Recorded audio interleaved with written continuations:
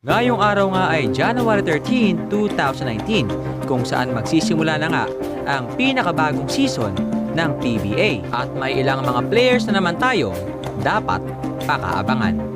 Kaya sa ating video mga kabiboy ay atin nga pong pag-uusapan kung sino-sino nga ba ang mga players na dapat mong abangan ngayong 44th season.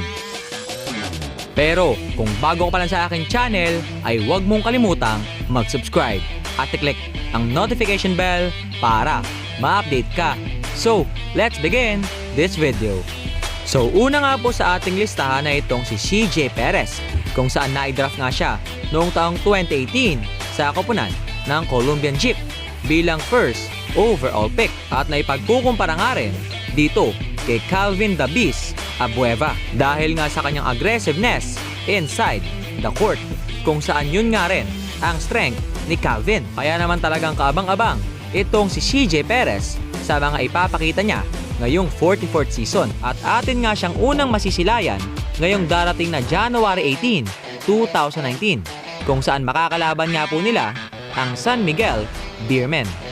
And the next one na ito nga pong si Terrence Bill Romeo kung saan na-draft nga po noong taong 2013 sa koponan ng Global Port Batang Pier bilang 5th overall pick at nagpalipat-lipat nga ng koponan dahil nga sa hindi gaano magandang attitude na kanyang ipinapakita. Kaya naman ngayong nasa SMB na siya kung saan fully loaded nga ito ng superstars ay ayon nga sa kanya ay hindi raw magiging problema sa kanya ang kaunting playing time.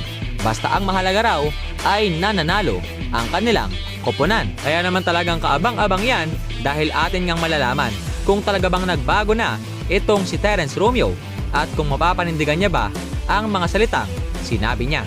And the last one na ito nga pong si Kiefer Ravena kung saan nagpa-draft nga po ito noong taong 2017 sa koponan ng NLEX Road Warriors bilang second overall pick kung saan naging maganda nga ang kanyang unang season sa PBA dahil nga nakapasok pa nga sila ng semis. Pero naudlot nga ito simula noong pinatawan siya ng FIBA ng 18-month suspension dahil nga sa paggamit ng isang energy drink na may substance kung saan hindi nga aprobado ng WADA. Pero ngayong taong 2019 ay inaasahang makakabalik na nga itong si Kiefer Ravena sa PBA. Kaya naman talagang kaabang-abang ang muling pagbabalik ni Ravena sa PBA.